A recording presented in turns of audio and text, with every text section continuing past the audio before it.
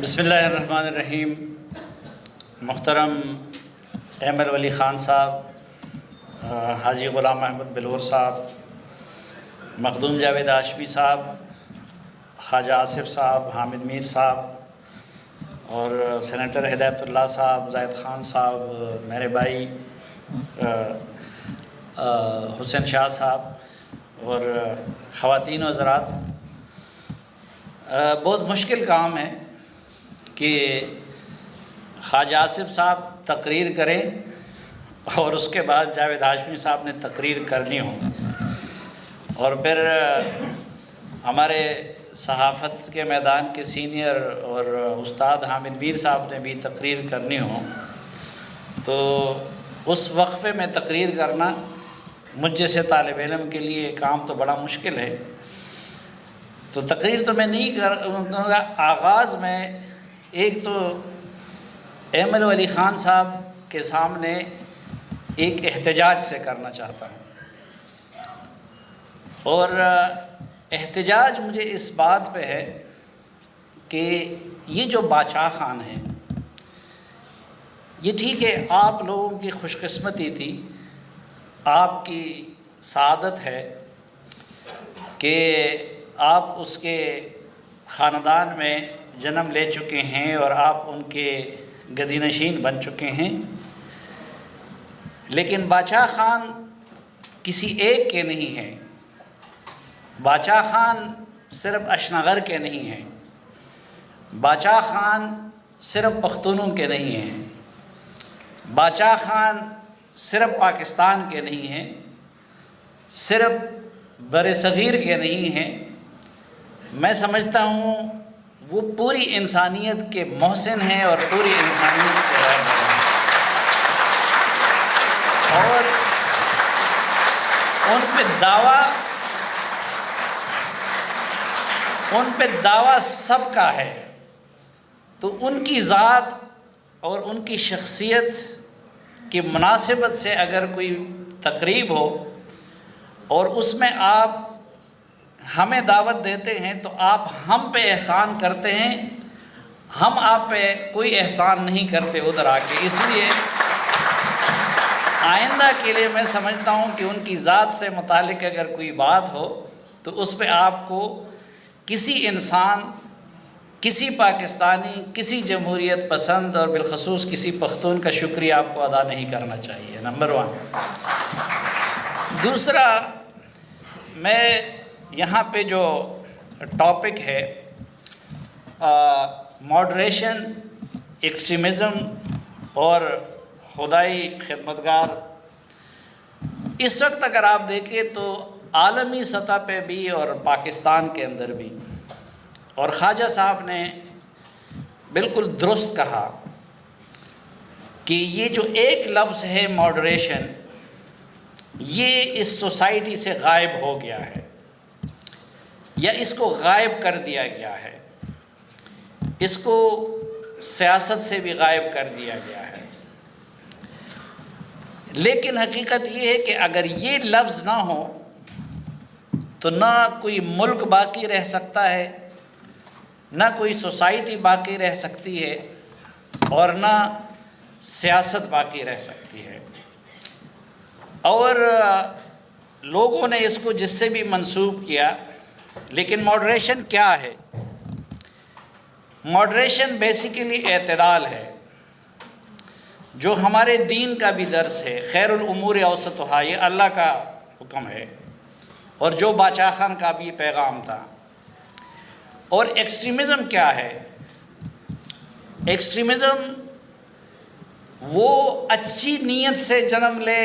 یا بری نیت سے جنم لے، یہ ضروری نہیں ہے، ہو سکتا ہے بعض اوقات اس نے جنت کی خواہش سے جنم لیا ہو سکتا ہے اس نے بعض اوقات حب الوطنی سے جنم لیا ہو، لیکن اگر آپ صرف اپنی بات کو درست کہے اور اپنی بات میں غلطی کی گنجائش تسلیم نہ کرے اور دوسرے کی بات میں صحت کا امکان تسلیم نہ کرے تو یہ ایکسٹریمزم ہے۔ اور پھر آپ جب اٹھ کے اپنی اس بات کو ڈنڈے کی زور پہ، بندوق کی زور پہ، یا پروپیگنڈے کی زور پہ، یا وردی کی زور پہ اس کو دوسروں سے منوانا چاہتے ہیں، تو وہ پھر ایکسٹریمزم سے ٹیررزم بن جاتا ہے۔ اور اس وقت اس ریجن میں اور اس ملک میں ہمیں یہی رجحان دیکھنے کو ملتا ہے کہ کسی نے مذہب کو بنیاد بنایا ہوا ہے، کسی نے نیشنل سیکیورٹی کو بنیاد بنایا ہوا ہے، کسی نے کسی کرپشن کے خلاف مہم کو بنیاد بنایا ہوا ہے، لیکن اس کا اصرار یہ ہے کہ حق ہے تو صرف میرے پاس ہے، درست کہتا ہوں تو صرف میں کہتا ہوں۔ اور اپنے سے اختلاف کرنے والے کو جب پھر وہ کنڈیم کرتا ہے، دلیل دینے کی بجائے، مکالمہ کرنے کی بجائے، تو وہ ماڈریشن کا خاتمہ کرتا ہے، وہ ایکسٹریمزم کو پھیلاتا ہے، اور پھر جب اس میں 2 قدم آگے وہ بڑھ کے وہ طاقت کے ذریعے سے وہ اپنی بات کو نافذ کرنا چاہتا ہے، تو وہ اس سوسائٹی کو ٹیررائز کرتا ہے، وہ ٹیررزم کرتا ہے۔ ضروری نہیں ہے کہ اس کے لیے وہ بم کا استعمال کرے، ہو سکتا ہے اس کے لیے وہ نیب کا استعمال کرے، ہو سکتا ہے اس کے لیے وہ سینسرشپ کا استعمال کرے، ہو سکتا ہے اس کے لیے وہ فتوے کا استعمال کرے، ہو سکتا ہے اس کے لیے وہ کوئی دوسرا ٹول استعمال کرے۔ لیکن اگر آپ کسی بھی شکل میں دلیل اور مکالمے اور قانون کی بجائے اپنے سے اختلاف کرنے والے کو ٹیررائز کرتے ہیں، تو آپ کا نام جو بھی ہو، آپ کی شکل جو بھی ہو، آپ کی زبان جو بھی ہو، بنیادی طور پر آپ میں اور بم پاڑ کر دوسروں کی زندگیاں اڑانے والے اور دہشت پھیلانے والے ٹیررسٹ میں کوئی فرق نہیں ہے۔ تو باچا خان یہاں پہ میں ایک اور جو میں یہ کہتا ہوں کہ ان کو کسی تک محدود نہیں کرنا چاہیے۔ مثلاً ہم یہاں پہ خواجہ آصف صاحب اور اسفندیار ولی خان صاحب کی دوستی، یہ ہمارے لیے ایک مثال ہے، اور یہ ہماری سوسائٹی کا حسن تھا۔ اور اب تو بڑی حد تک ایک پیج ہے، لیکن اس وقت کی مسلم لیگ اور اس وقت کی ANP کے نظریات میں زمین و آسمان کا فرق تھا۔ لیکن میں یہاں پہ پھر سہارا لوں گا انہی کے سیالکوٹ سے اور انہی کے نسل سے اقبال کا۔ اقبال نے جو کہا تھا، اور جو چیز ہمارے باچا خان کو دوسروں سے مختلف کرتا ہے، وہ کیا چیز ہے؟ اقبال نے فرمایا تھا کہ ہے وہی تیرے زمانے کا امام برحق جو تجھے حاضر و موجود سے بیزار کرے۔ آج جو رواج ہے وہ یہی ہے کہ ہوا کی رخ میں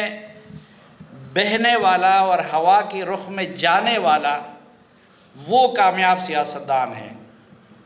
یا آج کہا جاتا ہے کہ ہوا کی لہروں کے ساتھ جانے والا وہ امام برحق ہے اور وہ کامیاب صحافی ہے۔ لیکن اقبال کیا کہتا ہے؟ اقبال کہتا ہے کہ نہیں، آپ کا امام برحق وہی ہے کہ اس کے ارد گرد جو کچھ ہو رہا ہو، حاضر و موجود سے وہ بیزار ہو جائے، یہ نہ دیکھے کہ لوگ کیا کہیں گے، لوگوں کے ہاں ٹرینڈز کیا ہے، پاپولرزم کیا ہے، پاپولر چیز کیا ہے۔ اب یہی کام اس معیار پہ اگر کوئی پورا اترتا تھا تو وہ باچا خان تھے۔ مثلاً وہ کیا تھا؟ وہ پختونوں کو عدم تشدد کا درس دے رہے تھے۔ وہ پختون جو بڑے پراؤڈلی کہتے ہیں کہ جی بندوق میرا زیور ہے، جو جن کی تربورولی اپنے ہم نسلوں کے ساتھ بھی مشہور ہے، تو وہاں پہ اگر آپ بندوق کی بات کریں، وہاں پہ اگر لڑنے کی بات کریں، مرنے مارنے کی بات کریں، تو یہ بہت آسان کام ہے، کیونکہ اس کے مزاج میں یہ شامل ہے۔ لیکن وہ چونکہ امام برحق تھے، وہ ہوا کے الٹ رخ پہ لڑے اور اس پختون کو وہ عدم تشدد کا پیغام دے رہے تھے۔ اسی طرح جو یہاں پہ کہا گیا، ماضی کی باتیں تو چھوڑے، ابھی تک بھی ہمارے ہاں کچھ ایسے جاہل رہتے ہیں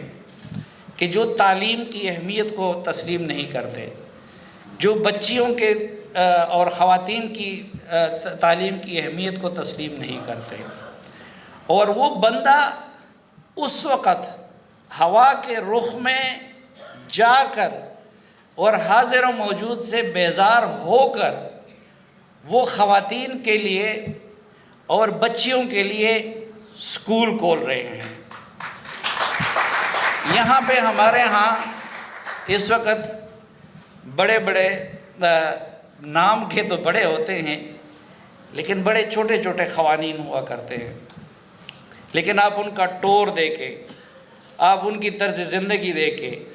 آپ ان کا نشہ دے کے، ساری زندگی ان کا یہ کہ دوسروں پہ اپنا رعب جمائیں، تو وہ خان تھے، ان کو رعب جمانا زیب دیتا تھا، وہ رعب جما سکتے تھے، لیکن اس کی بجائے وہ کیا تھے؟ ان کا لباس، ان کی گفتگو، ان کا طرز تکلم، وہ ہر ایک چیز وہ سادگی کا ایک نمونہ بن گیا۔ مجھے حاجی صاحب کو اللہ زندہ رکھے، حاجی صاحب ایک دن مجھے بتا رہے تھے کہ ہم سوات کے دورے پہ تھے، تو حاجی صاحب کہہ رہے تھے کہ میں اپنے ساتھ بریف کیس میں ایک جوڑا لے کے ساتھ لے گیا تھا، پتہ نہیں ان کو یہ واقعہ یاد ہے یا نہیں۔ تو کہتے ادھر بابا نے میرے ساتھ دیکھا کہ بلور یہ کیا ہے؟ کہتے میں نے ان سے کہا کہ جی یہ اس میں ایک جوڑا کپڑے رکھے ہیں اور تاکہ استری نہ خراب ہو جائے۔ تو کہتے انہوں نے مجھے کہا کہ اچھا تم استری شدہ کپڑے پہنو گے تو اس میں قوم کی خدمت ہو سکتی ہے، جو لوگ استری شدہ کپڑے پہنتے ہیں وہ قوم کی خدمت نہیں کر سکتے۔ اب یعنی یہ اس لحاظ سے بھی آپ دیکھیں تو وہ ہوا کے مخالف رخ میں جا رہے تھے امام برحق بن کے۔ پھر میں وہی حوالہ دوں گا کہ ایسا نہیں کہ وہ دوراندیش نہیں تھے، دوراندیشی کا ان کا یہ عالم تھا کہ جو اقبال نے جس چیز کے بارے میں کہا تھا کہ آسیہ یک پہ کرے آبو گلست، ملت افغان درا پہ کر دلست، از کشادی ہو کشادی آسیہ اور در فساد ہو فساد آسیہ۔ اگر اقبال جیسے بڑے آدمی نے اس کی پیشن گوئی کی تھی تو وہ اپنی پوری زندگی اور پھر ان کے بیٹے اس دنیا کو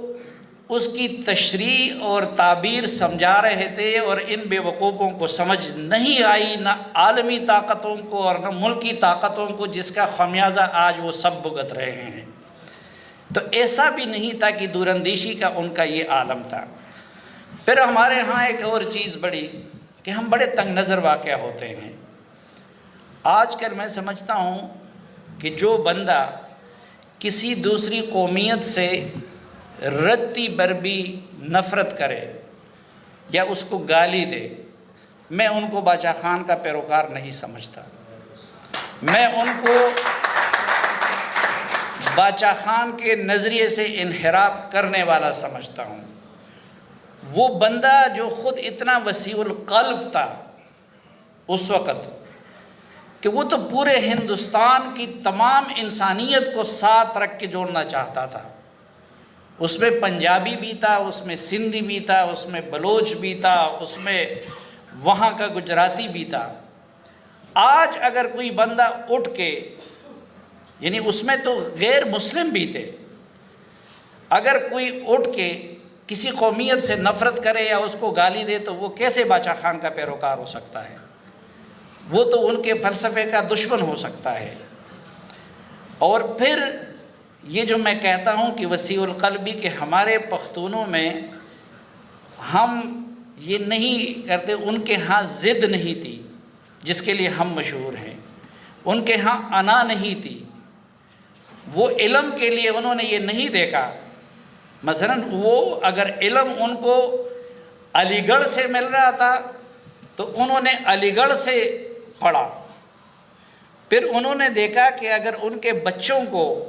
اچھی علم وہ برطانیہ سے مل سکتا ہے تو جس برطانیہ سے وہ آزادی لینا چاہ رہا تھا تو وہ انہوں نے اپنے بچوں کو وہاں سے پڑھنے کے لیے بھیجا۔ اور یہاں پہ اس وقت یہ جو ایک سازش کے تحت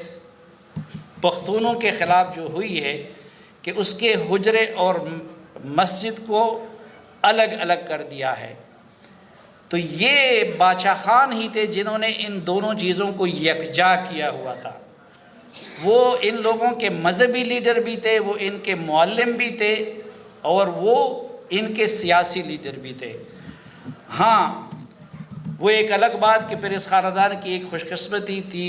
مجھے یاد ہے ولی خان بابا کی رحلت کے بعد میں ولی باغ میں ان کی ساری فیملی کے ساتھ پروگرام کر رہا تھا، تو ڈاکٹر گلالئی نے ایک فقرے میں بڑی اچھی طرح دونوں کو ڈسکرائب کیا۔ تو میں نے ان سے کہا کہ باچا خان اور ولی خان میں کیا فرق تھا؟ تو انہوں نے کہا کہ باچا خان تو فقیر تھے، مسلح تھے، اور جو ولی خان تھے وہ لیڈر تھے۔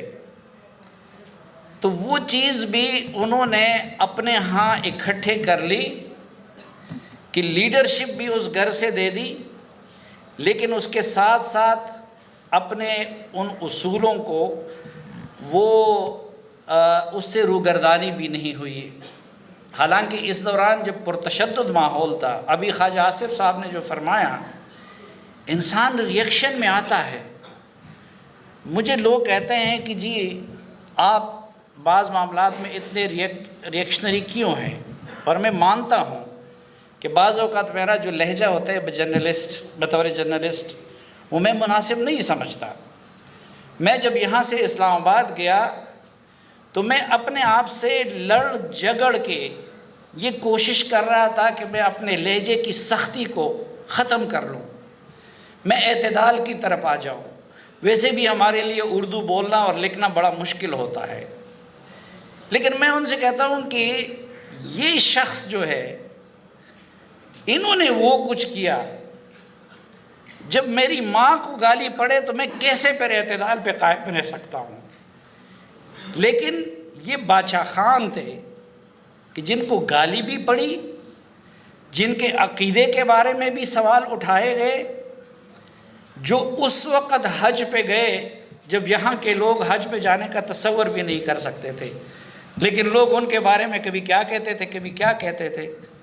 تو وہ ہم جیسے نہیں تھے، وہ لیڈر تھے، اس لیے وہ ایک لمحے کے لیے بھی مشتعل نہیں ہوئے، اور زندگی کی آخری سانس تک عدم تشدد کی وہ پیغام وہ عام کرتے رہے اور وہ تبلیغ کرتے رہے۔ میں اس پہ ختم کرنا چاہوں گا کہ اس وقت حقیقت یہ ہے کہ ایک لفظ میں اس وقت اس ریجن کا اور بالخصوص پاکستان کا مسئلہ یہ ہے کہ یہاں سے ماڈریشن ختم ہوئی ہے، اور اس ملک کا سب سے بڑا مسئلہ یہ ہے کہ یہاں پہ ہر کوئی اپنی اپنی شکل میں ایکسٹریمسٹ ہے، ایکسٹریمزم کے مختلف مظاہر ہیں۔ اور میں یہ بھی کہنا چاہتا ہوں بعض اوقات ہمارے لوگ اس پیار اور محبت میں کہ دیکھیں وہ جو کہا جاتا ہے کہ میں کسی کو ولی سمجھتا ہوں، لیکن یہ تسلیم کرتا ہوں کہ ولی سے بھی غلطی ہو سکتی ہے۔ اس ولی کی بات نہیں کر رہا ہوں، اس ولی کی بات کر رہا ہوں۔ لیکن ایک بندہ غلطی کر کے بھی وہ ولی ہو سکتا ہے۔ مثلا اس میں کیا برائی ہے؟ یہ ایک انسان سے اجتہادی غلطی ہو سکتی ہے، سیاست میں بھی ہو سکتی ہے، صحافت میں بھی ہو سکتی ہے، اور وہاں پہ آج اگر لوگ ان کو طعنہ دیتے ہیں تو مجھے تو ان کی نیت پہ شک نہیں ہے۔ ایک زمانے میں قائد اعظم محمد علی جناح بھی کانگریس میں تھے، وہ بھی متحدہ ہندوستان کے حامی تھے، لیکن نیت ان کی ٹھیک تھی، وہ انسانیت کی فلاح چاہتے تھے۔ ایک زمانے میں علامہ محمد اقبال نے بھی یہ لکھا تھا کہ سارے جہان سے اچھا ہندوستان ہمارا۔ تو اگر اس وقت دیوبند کے اکابر یا وہ یہ سمجھتے تھے کہ اس ریجن کی فلاح اور انسانیت کی بہتری اسی میں ہو سکتی ہے، آپ اس سے اختلاف کر سکتے ہیں، ان پہ تنقید کر سکتے ہیں، لیکن میں ان کی نیت پہ کیوں شک کروں؟ لیکن ان سب کچھ کے باوجود وہ حقیقت پسند بھی تھے، کیونکہ جب پاکستان بنا تو اسی سال 48 میں انہوں نے پھر نہ صرف یہ کہ اس کے استحکام میں اپنا حصہ ڈالا، بلکہ اس کی ترقی میں اپنے آپ کو پیش کیا۔ وہ الگ بات ہے کہ ہمارے ہاں کچھ خان قیوم جیسے کردار اس وقت بھی تھے کہ جنہوں نے اس معاملے کو بننے نہیں دیا، اور پھر اس ملک کی آئین سازی میں ان کے بیٹے نے جو کردار ادا کیا۔ تو میں یہ کہتا ہوں کہ اسی پہ ایک جو ہمارے لوگ یہ کہتے ہیں بعض اوقات کہ اگر کسی نے معمولی سی تنقید کر لی کسی حوالے سے اور ہم پھر اس کے پیچھے پڑ جاتے ہیں، تو یہ بھی ایک ایکسٹریمزم کی ایک شکل ہے۔ اور یہ ایک اچھی روایت، خادم حسین صاحب جیسے پڑھے لکھے لوگ یہاں پہ آئے ہیں، تو میں سمجھتا ہوں کہ یہ بھی آپ لوگوں کی ایک اچھی روایت ہے کہ اپنی ہسٹری کا بھی اور اس کا بھی نہ صرف ایک کرٹیکل مطالعہ کیا جائے، بلکہ جو جدید دور کے تقاضے ہیں، جس طرح یعنی وہ اپنے نظریات سے ڈٹے رہیں، لیکن اپنی قوم کی فلاح کے لیے انہوں نے ہر طریقہ استعمال کیا۔ تو آج کے دور کی جو ضروریات ہے اس کے مطابق اپنے آپ کو ڈالنا اور اپنی اسٹریٹجی بنانا، یہ باچا خانی سے انکار نہیں ہے۔ بہرحال مسئلہ وہی ہے کہ ماڈریشن نہیں ہے، مسئلہ وہی ہے کہ ایکسٹریمزم ہے، اور اس کا حل جو ہے صرف اور صرف ایک ہے، وہ یہ کہ اس ملک کا ہر سیاستدان اور ہر صحافی خدائی خدمتگار بن جائے۔ لیکن خدائی خدمتگاری صرف کرن خان کی نظم کی حد تک نہیں، اور صرف اس تک نہیں کہ باچا خانی پکاردہ، بلکہ اس کے لیے عملی طور پر جو صفات تھے باچا خان کے وہ اپنے اندر پیدا کرنے ہوں گے۔ بہت شکریہ آپ سب کا۔